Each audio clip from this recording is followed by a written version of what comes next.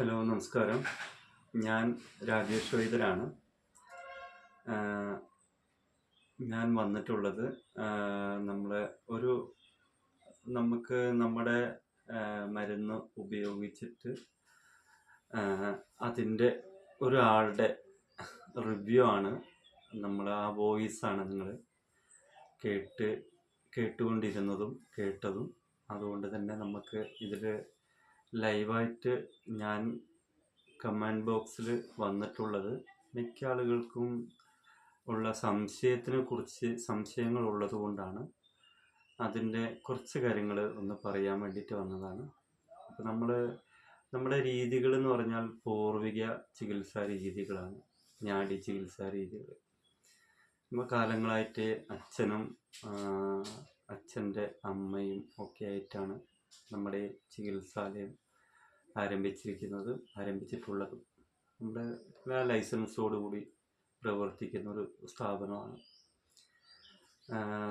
നമ്മുടേതായ പ്രോഡക്റ്റാണ് ഇവിടെ ഉള്ളത്. അതുകൊണ്ട് തന്നെ നമുക്കിതിലൊരു പാർശ്വഫലങ്ങളോ സൈഡ് എഫക്റ്റോ ഒന്നും തന്നെ ഇതിലില്ല. അതായത് എല്ലാം പ്രകൃതിയിൽ തന്നെ ഉണ്ട് എന്ന് വിശ്വസിക്കുന്നവരാണ് ഞങ്ങൾ, ആദിവാസികളായ ഞങ്ങൾ. അതുകൊണ്ട് തന്നെ ഞങ്ങളിതിലൊരു സൈഡ് എഫക്റ്റോ കാര്യങ്ങളോ ഒന്നും തന്നെ ഞങ്ങൾ ഇതിൽ ഏർപ്പെടുത്തേണ്ടതോ ഉൾപ്പെടുത്തേണ്ടതായിട്ടോ ഒന്നും തന്നെ ഇല്ല. അതുകൊണ്ട് തന്നെ നമ്മളിതിൽ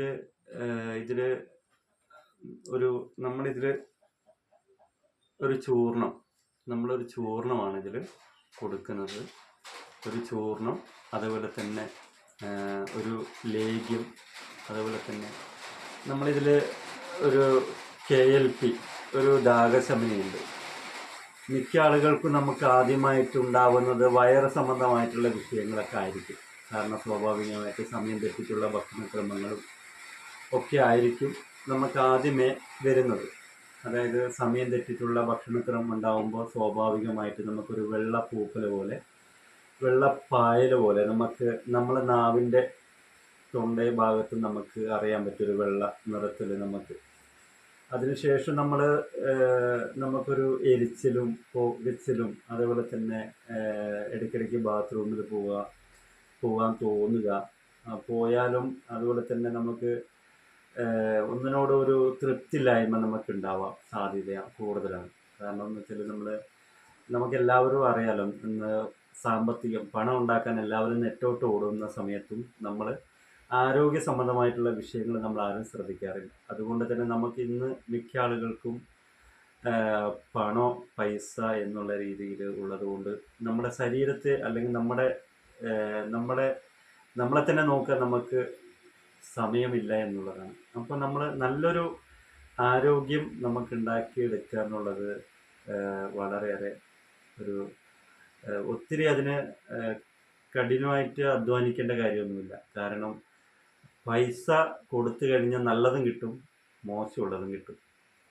അപ്പം അതുകൊണ്ട് തന്നെ നമ്മൾ ഇതിൽ പറയുന്നത്, ഈ ചികിത്സാ രീതിയിൽ നമ്മളിത് ചുങ്ങാൻ വേണ്ടിയിട്ടാണ് നമ്മൾ കൊടുക്കുന്നത്. അതായത് ഉള്ളിലുള്ള തടുപ്പ്, അതായത് ദശ പോലെ ഉള്ള, നമുക്ക് പണ്ട് കാലങ്ങളിലൊക്കെ നമുക്കിത് വരുന്നത് മൊത്തത്തിൽ മൂലം ഇറങ്ങി വരുന്നതായിട്ടാണ് നമുക്ക് പഴയ കാലത്തൊക്കെ മൂലക്കുരു എന്നൊക്കെ പറയുന്നത്. ഇന്നത് ഫിസ്റ്റുല, ഫിഷർ, പൈൽസ് എന്നൊക്കെ രീതിയിൽ നമ്മൾ എല്ലാവരും അറിയപ്പെടുന്നുണ്ട്. അതുകൊണ്ട് തന്നെ നമ്മൾ ഏതൊരു വ്യക്തിക്കും നമുക്കിപ്പോൾ സ്വാഭാവികമായിട്ട് നമുക്ക് മോഷത്തിലടക്കം നമുക്കുണ്ടാവുന്ന ഇൻഫെക്ഷൻ, നമ്മുടെ അതായത് നാം കഴിക്കുന്ന ഭക്ഷണം ഇന്ന് പലതും അറിയാം, നിങ്ങൾക്കെല്ലാവർക്കും അറിയാൻ പറ്റും. കാരണം നമ്മൾ ഇന്ന് എന്തൊക്കെ ഭക്ഷണങ്ങളാണ് കഴിക്കുന്നത്.